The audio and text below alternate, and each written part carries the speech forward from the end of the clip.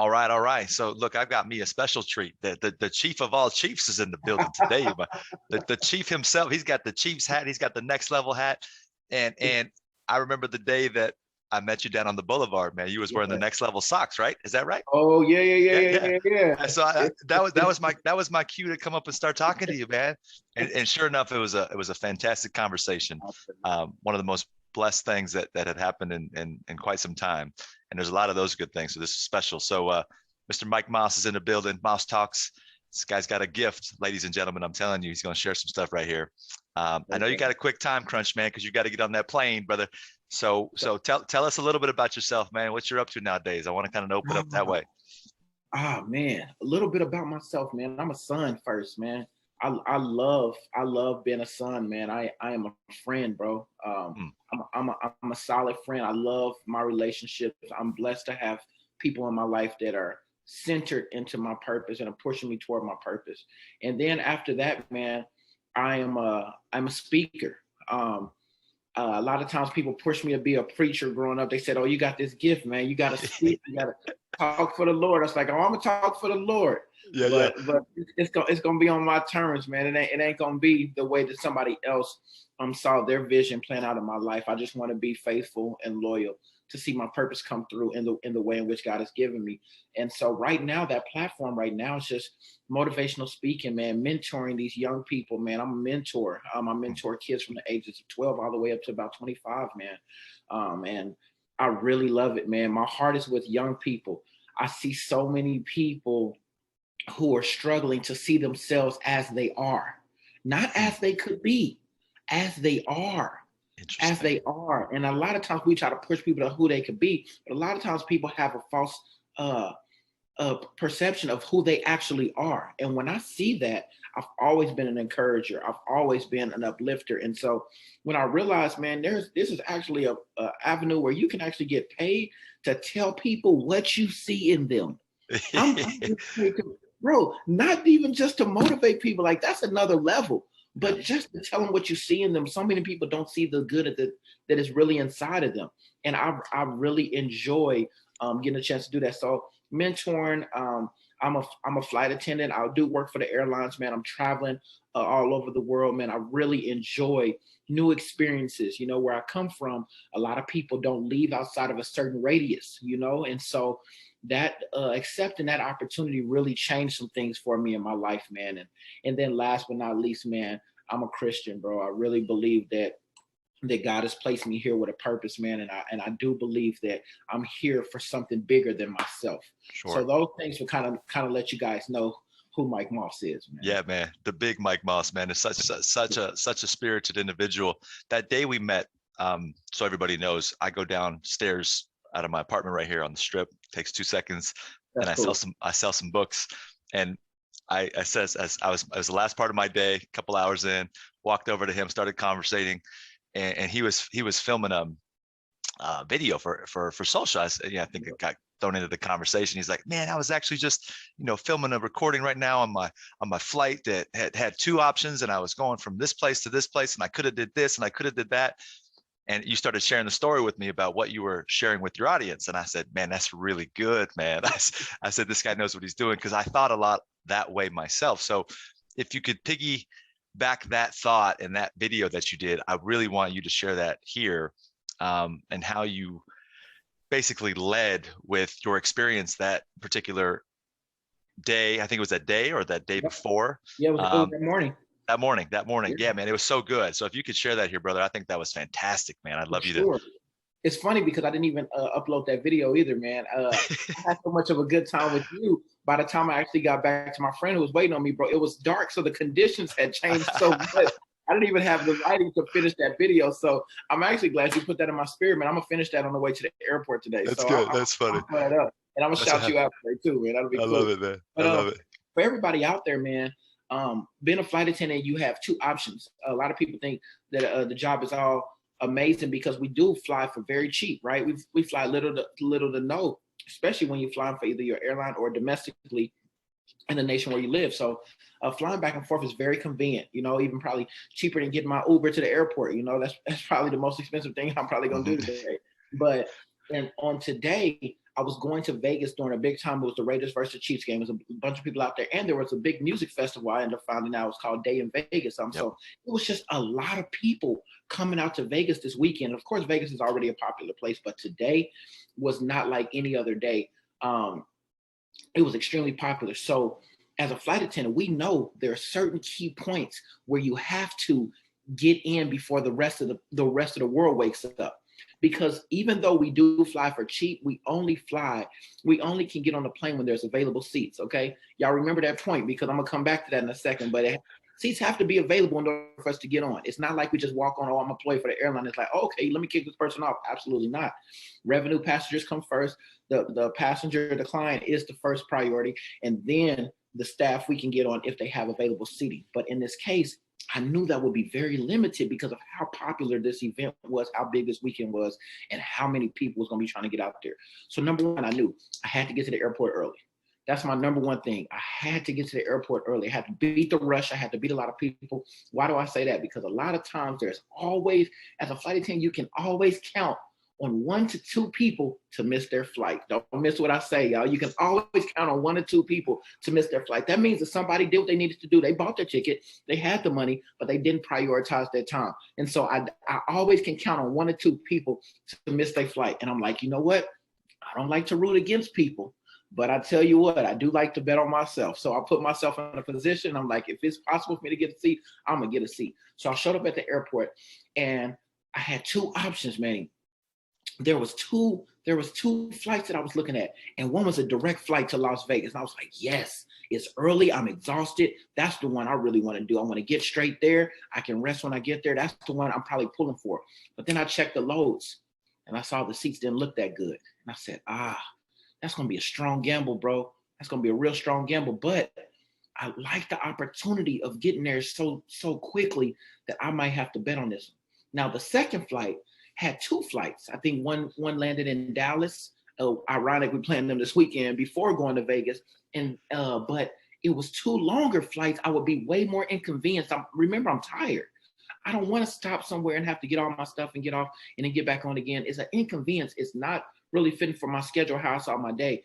But I saw the fact that that flight looked a lot more consistent and a lot more guaranteed than my first flight.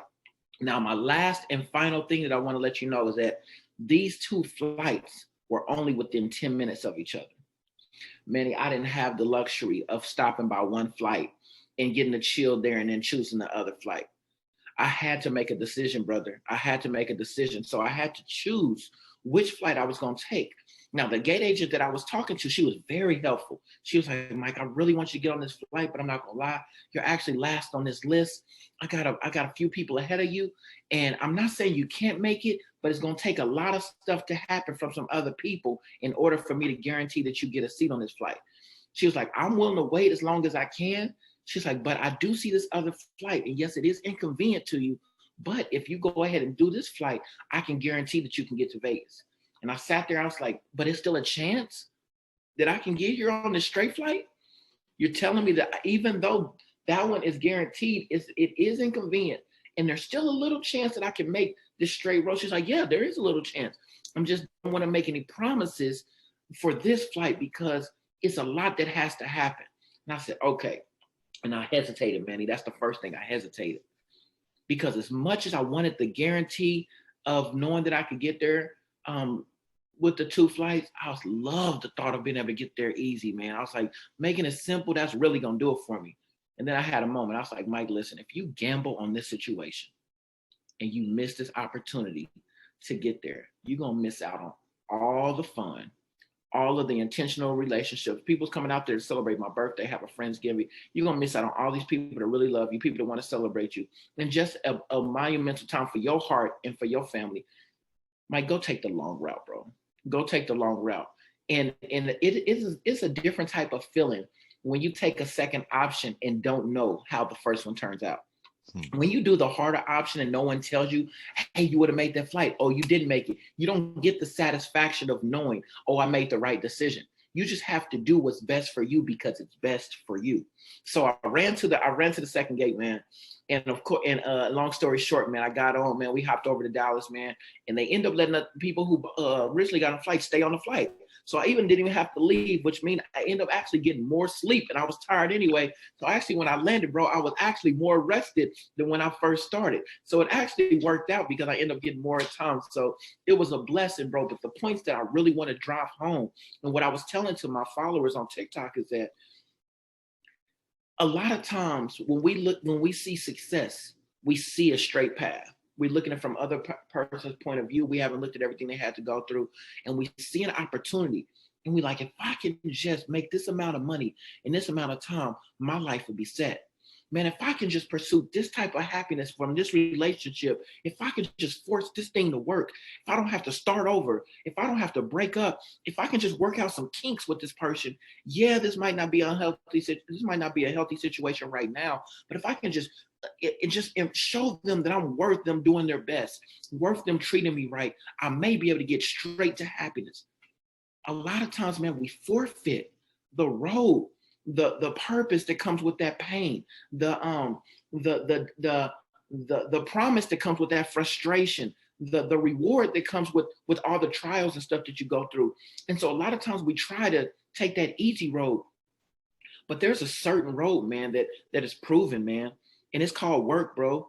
It's called resiliency. It's called discipline. It's called a steadfastness. And when you push through some things, yes, it does end up a little further. The finish line does seem a little bit further. But when you take one step at a time, when you just purchase your ticket, which means you sign up, when you sign up for the process, when you accept that process and you just show up to that gate, meaning I don't know what's going to happen with my day. I don't know what's going to happen with this month. I don't know what's going to happen with this year, but I'm signing up to show up and just be present for the opportunity that you have.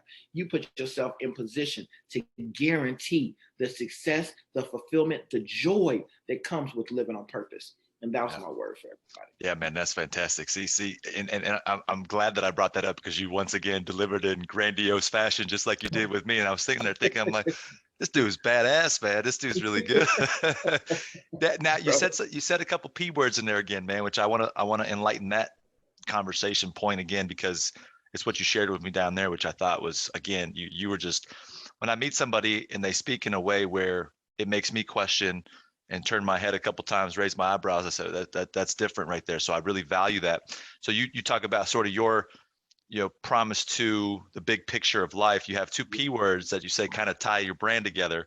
I'll let you reveal those two P words. I know what they are. Hopefully you know what they are, and I know you know what they are. Oh, brother, go ahead.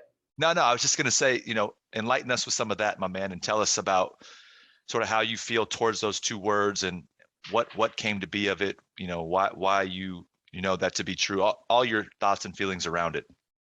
Guys, pain is one thing that we in the world cannot avoid. Pain is my first P word. Mm-hmm. Purpose is one thing that most intentional individuals are pushing toward. Whatever life is supposed to give you, whatever you're supposed to take away from life, that's purpose. Pain is one thing that is inevitable. That is one thing, no matter your classification, no matter your race, no matter your sexual orientation, no matter your religious beliefs, no matter your how much money you make. We all go through some type of discomfort, some type of pain, some type of test that causes us to be uncomfortable. And I really believe that a lot of times our biggest hurt in life comes from our desire to avoid pain.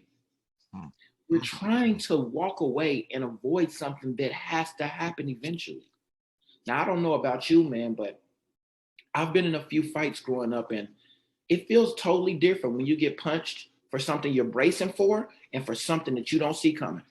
I'm gonna tell you right now, man.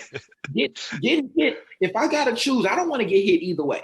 But if I'm in the middle of a fight, I'd rather see the punch coming and know that I'm bracing myself for it, know that I'm protecting myself, rather than sit there wide open and allowing somebody just get a clear shot and just connect it and really trying to hurt me.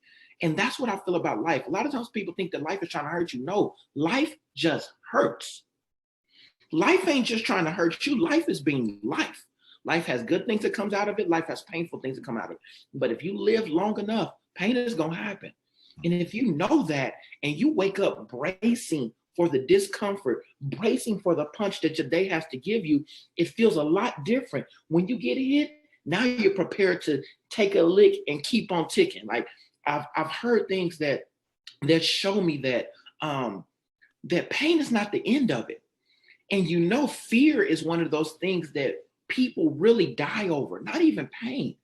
People have a fear of failure. They have a fear of experiencing pain, and it causes them to be stagnant. They freeze up. They don't move.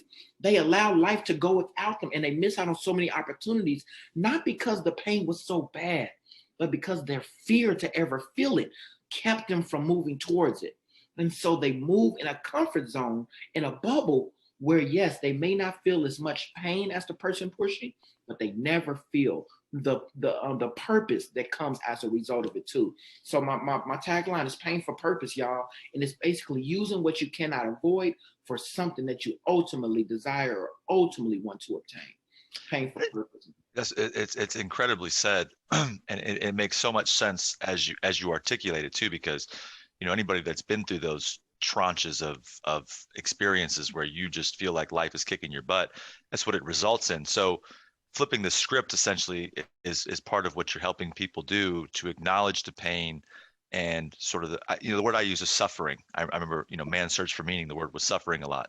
Yeah. Now for you to how did you get to that point where you realized that? So kind of backtrack us a little bit in your journey. I know you Yeah. shared some highlights with us there, but if you can wind it back a bit and bring us up to speed, sort of, these are the things you're doing today, which is incredible, but maybe from, toddler stage or even young teen and continuing to march upward in life, were some of those things evident in your life, from family, from life experiences? Kind of like to know some of that background on you, brother. Bro, great question, man. Definitely. I actually discovered pain for purpose as a result of my process. And college is the big staple for me. High school led up to that. I don't want to take up too much time with the preliminary, but high school was very tough for me. I was discriminated against in high school. I don't think that people really knew what to do with my big personality. And so a lot of times I was ostracized as a result of having such a larger than life type personality. And I grew up thinking that my personality wasn't a good personality. Hmm. I was thinking that me being outgoing, people used to want to shh me a lot. Mike, Hmm. Mike, stop. Mike, stop. I'm like, you just asked me to raise my hand and answer in class. Like, yes, but you're taking too long to respond. You know, I'm just like, that's just me. That's just who I am. And so what happened, bro, is after a while, you start feeling targeted. And so I started feeling resentful toward people because I didn't know how to change myself. I didn't know how to change my personality to become whatever mode of me that they wanted me to be. And so when they would shush me or when they would try to cast me to the side, it made me resentful and I started rebelling. And so I had a lot of issues in high school. And college changed because when I went to college, I had a mindset of I don't care how you feel about me, I'm gonna be myself. It was even to a negative light. It wasn't even positive to the extent I didn't care what you wanted to say. I was gonna be me because I didn't want nobody to change who I was.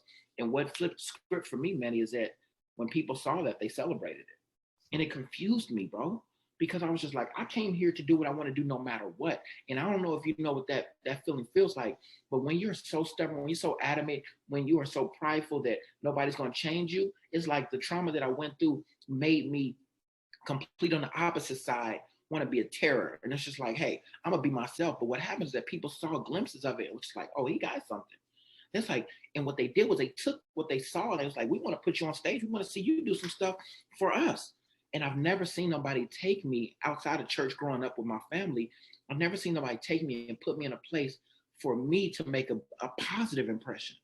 And so that changed me because I said, wait, you guys believe in me. You guys don't see me as a bad person. And so instead of me being so gung ho on y'all gonna get whatever I give you, it made me start channeling that and saying, oh, I'm gonna make y'all proud of me. You believe in me? Oh, watch, I can do way better than this. And so my mind shifted. But what happened with that, Manny, is that I put so much energy into being this positive force in a extracurricular light is that I didn't give the same focus to my books. I saw so much positivity with my personality. I didn't put the same interest into school. And so what happens is that school didn't come naturally for me. My personality did. And when I would struggle, I've been complimented so much on my personality, so much on these natural gifts of mine that I don't see as special. I know that they are, but when you've been you for so long, it's just normal to you. So when you've been celebrated for something like that, you just want to keep doing what it is that people appreciate. And what happened is that when I started struggling, I realized I did not like the discomfort of the unknown. Mm. And when and resistance was hard for me. And what I would do in college was I would struggle with the class. I would do bad on a quiz, maybe fail a test, and I would say, "Oh man, I got to drop this.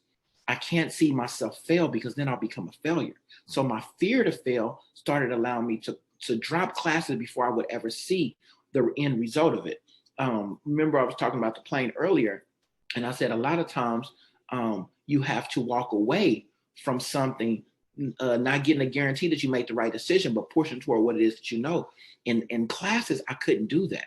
I couldn't sit there and find out what it was that I was getting in a course. I had to get rid of it. I wanted to keep everything positive. And so, yeah, I might be passing my classes, but I'm taking 6 courses at the beginning of the semester. And all of a sudden I'm in the semester with 2. I'm in the semester with 3 courses. So after a few years, man, my brother's starting to come in behind me. I'm the oldest of 3. My brother's coming behind me. He's graduating. People's like, Mike, when are you graduating? Your brother done came in school and left already. What you doing? And I'm sitting there like, I guess I'm still trying. Shoot, I guess I'm showing back up. Like, I don't know, I'm still here. And people are like, well, when do you see yourself ending? I'm like, shoot, when it's done, I don't know.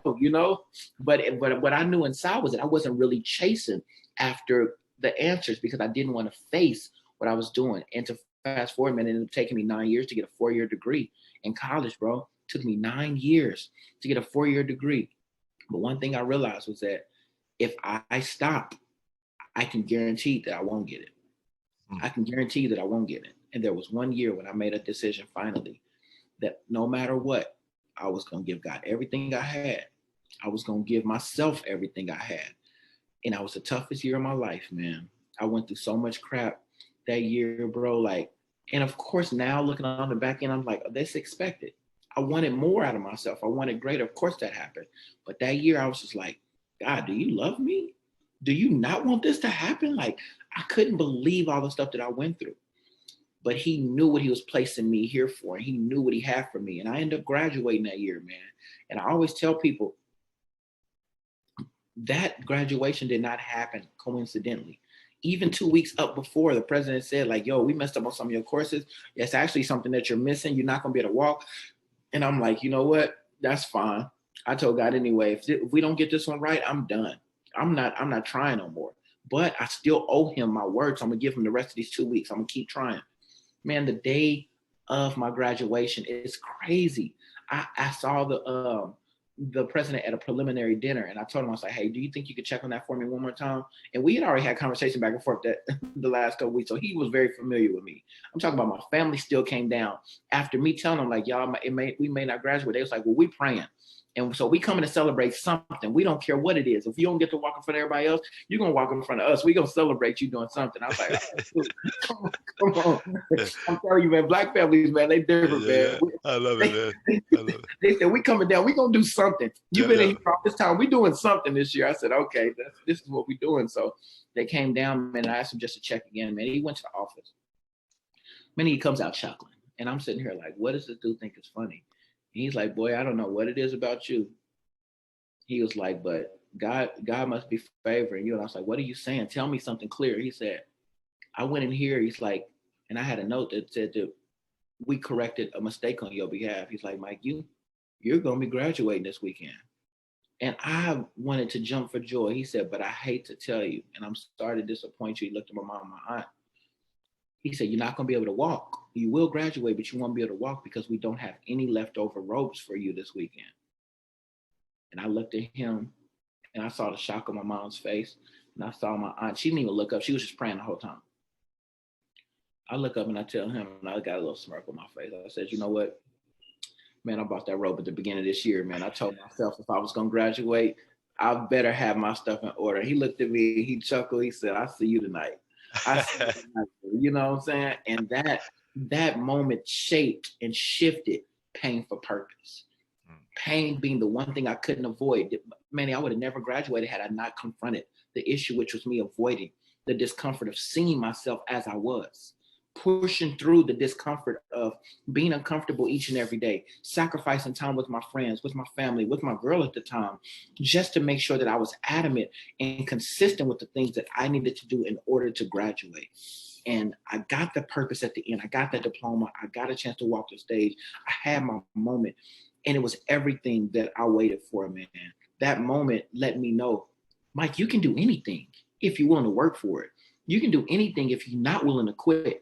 And that's where Pain for Purpose originated. I love it, man. Now, you see, as I'm sure everybody listening is understanding how again, how you said it with, and I can understand what you mean so much by your personality is just natural, it's innate, it's inborn, and you lean on that as well. So lead and lean on that. And then the other tough, gritty stuff, it's like, oh God, that's not me. You got to go figure that out. Yeah.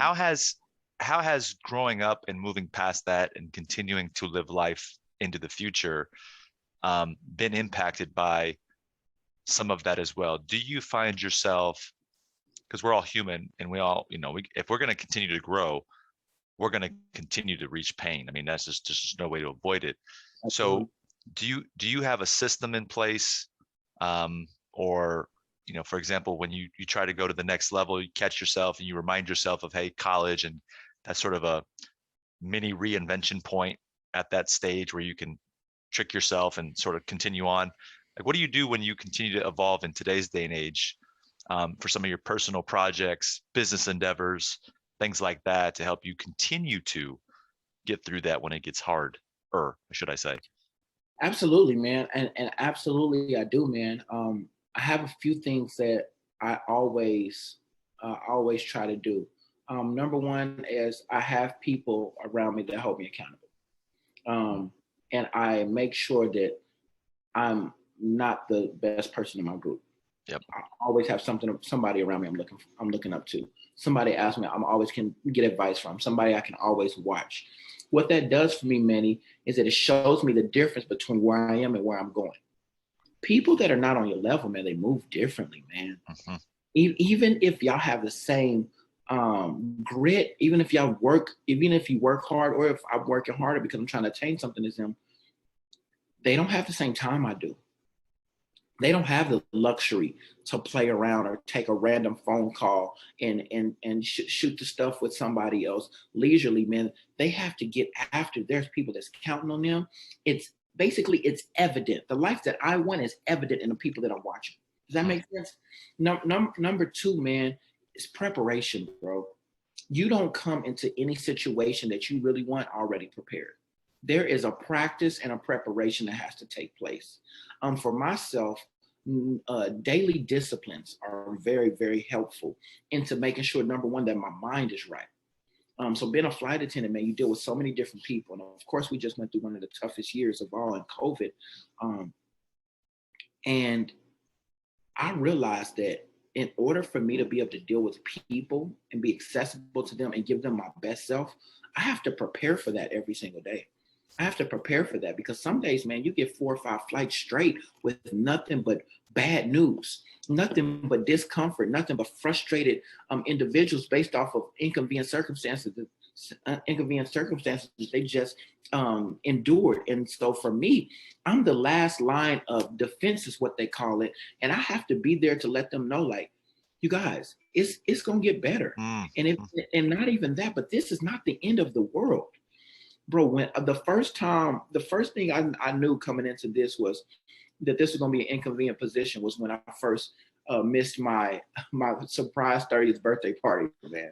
And everybody showed up to surprise me for my 30th birthday party except me. I was the only person missing. And it's because of the inconvenience of my job, I got a call to come to work, and I had to go fly. And I realized, man, I don't have control of my time, but I can control the moments that I do have. Mm. And so I don't always know when those moments are going to be, but when it's given to me, I'm prepared to make the most of whatever that is. And that's taught me a lot in entrepreneurship because I'm always preparing to be ready whenever I'm called. And so that the daily disciplines, preparing, and then having that accountability, those are three things that I really glean to make sure that I'm my best self. Sure. And what you just said, I think has a lot of weight to it as well, with the fact that you're public facing already. You're already in front of people. So it's neat how you use the word preparation and God earlier. And it's like God gave you a platform already. Look, we all look at this as a platform, right? So we have podcasts and social medias, YouTube's, all that great stuff, right? So those are platforms. But then you have TV, all that stuff. But you have a platform on that plane, right? Yeah. Your platform is there, and it's preparing you to continue to do the work that you're doing, but you're doing it where you get these mini reminders every day to be more communicative, to be more worldly, to connect with people that come from all different types of cultures. And where else could you do that outside of Vegas, right here on the strip, right? I mean, but it's neat how that has played itself out in your life, and you're utilizing it in a way that's helping you become a better man. And I just wanted to shed some light on that, because I think that is a very proper way of you demonstrating that it's about the people, and you're there to help them and be that bright light for them in those adverse times, which I think is pretty incredible, man. And it's clear that it's your thing. So that being said, staying on the whole plane thing, you gotta be a little crazy, man. I'm terrified of flying. I don't know how anybody could be on a plane all the time. Yeah. I grew up by the airport here in Vegas. I'm a little nervous of it. I think it's just those fears. Although I'm getting ready to go be on a plane literally every weekend here in the next 2 weeks. I'll be on a plane, godly every weekend. But it's for the end destination, as the old phrase goes. But I want to ask you this.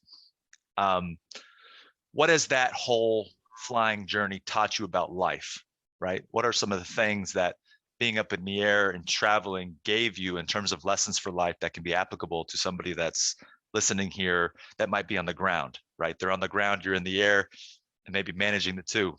Manny, you asked some phenomenal questions, man. I want to thank you ahead of time for even before answering this, because this is something I'm very passionate about, especially after experiencing some things that I've got a chance to experience as a result of flying, right? But this key that I'm going to give you all, I don't know if this is the last key we'll get a chance to talk about, but it's 3 words that I like to tell everybody. From me flying, from you having a fear of flying, which I think everybody can relate to, either from your side or from mine. Yep. 3 words. It's just turbulence.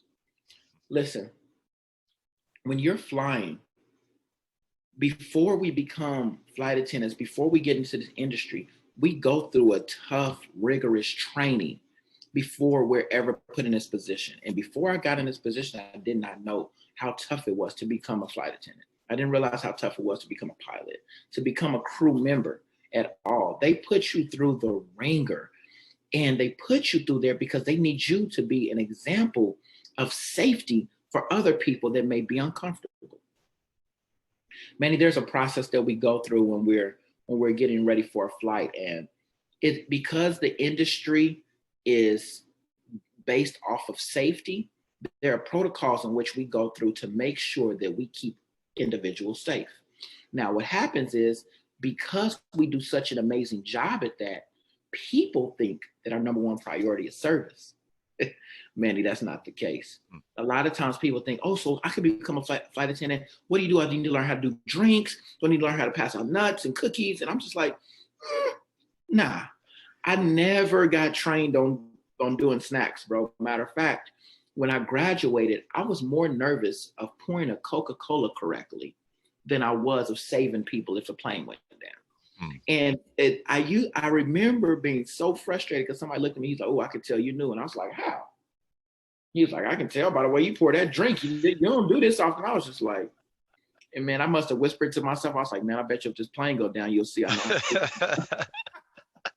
I'll be saving your life.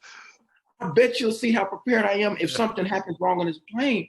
And it was a joke that I made to myself. But the truth of the matter is that I was built for devastation, for crazy experiences. I was primed for the rigorous, for the crazy to happen. But the truth is that we take safety so seriously that we put so many things in place for nothing to ever happen that it's rare that even I, been this trained, will ever even experience it. I may never see it in my entire career. I may never see a situation where I have to evacuate a plane, or I may have to get everybody off in a life or death situation, but I'm prepared for it. Hmm. Now, what I want people to understand with "it's just turbulence" with this phrase is that when you're preparing to take off on a plane, even at the worst conditions in flight, the number one thing I want everybody to realize is that turbulence. I wish I had my phone here because I want to pull up the definition of turbulence, but from what I remember, turbulence is like an uncomfortable period. Let me see. I'll get my phone real quick, man. I got Okay, mine. I can so help you out, man. Go ahead. Keep please that do. thought. Thank you. Okay, so look up the definition of turbulence real quick because I want to drive that home first because there's something in the definition of turbulence that I like to drive home. Tell me when you got it. This one says violent or unsteady movement of air or water or some other fluid, conflict, Okay. confusion. Okay. Is that one? So conflict, confusion, violent, you said unsteady movement. Yeah. Okay. So we can keep it right there. If you got something else, let me know. But I'm good with that too. Yeah. That's there's a bunch on aviation there that popped Okay. up organically. I thought it was gonna give me the definition, but it goes into all the plane stuff, surprisingly. Okay. Yeah. So violent or unsteady movement. People are afraid of violent, unsteady movement. The inability to predict the consistency of your path. That's what I just heard. It's the fear of flying is the inability to predict the consistency of your path. Let me tell you something, Manny. The violence that you are fearing, this plane was already built for. Bro, I get chills when I say this. Listen to me, y'all. Listen to me. What you think what you think is so afraid, what you think is so fearful, what you think is so scary about your plane ride, about this turbulence, you didn't even consider that we already built this plane for way worse conditions than you. We apologize for the turbulence because of your stability and because we care about your comfort. So we apologize for the discomfort of the plane ride.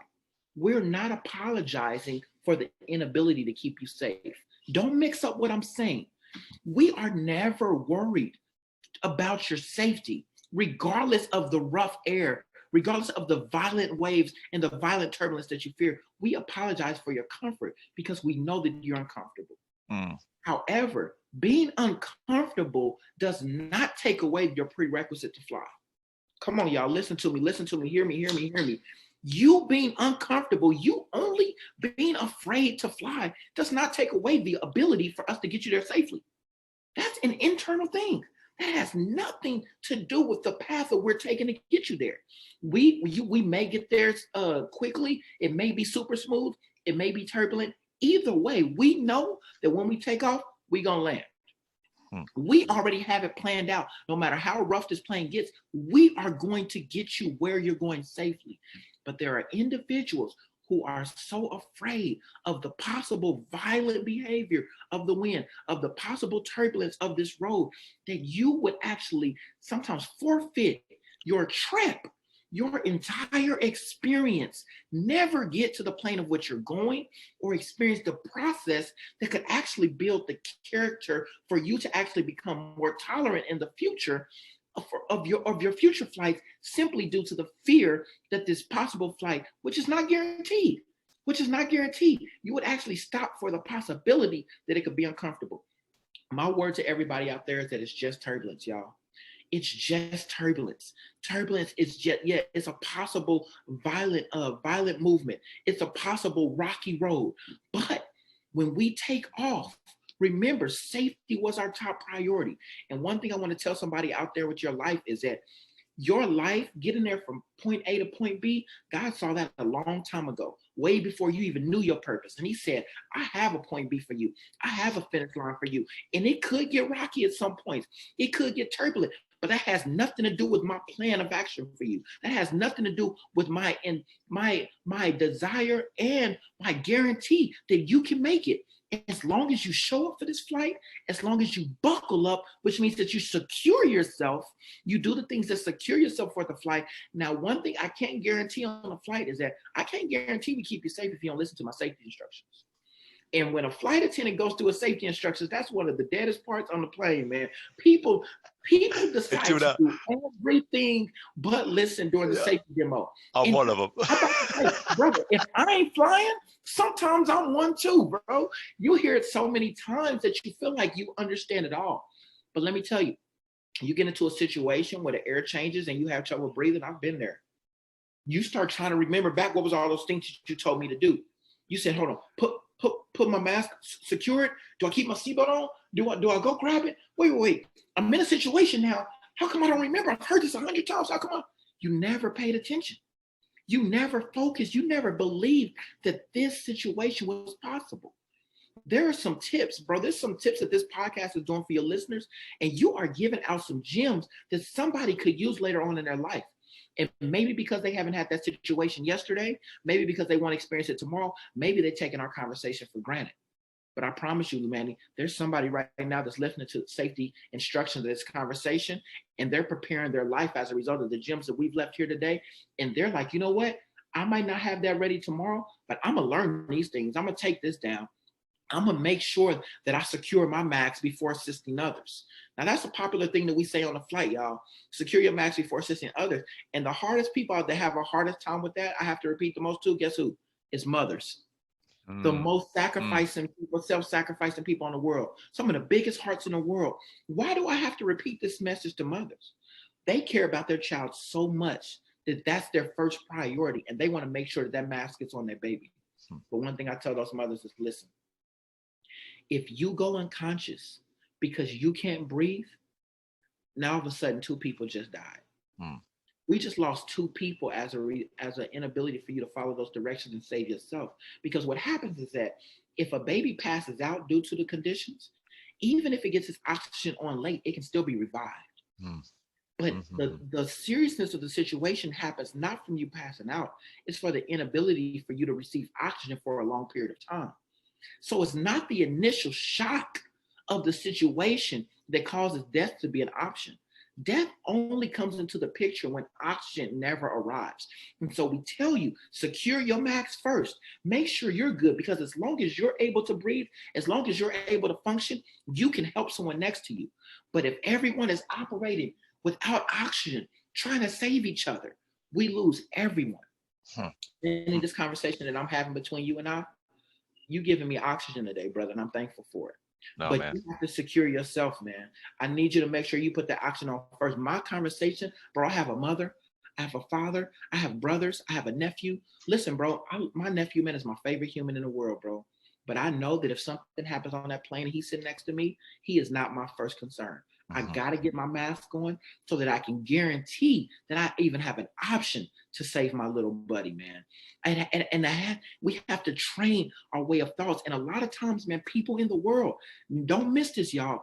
A lot of times people in the world lose out on what it is that they had for life, not because they didn't have the ability to do it, or not because it wasn't a plan of action for everyone in their family to be saved. It's because they went out of order. Someone told me this, and I've never forgot it, Randy. They said there's called a window of opportunity for a reason. It's not called a door of opportunity. It's not called a garage of opportunity. It's called a window of opportunity for a reason. Because that window can be so small that it only has enough room for one person to fit through.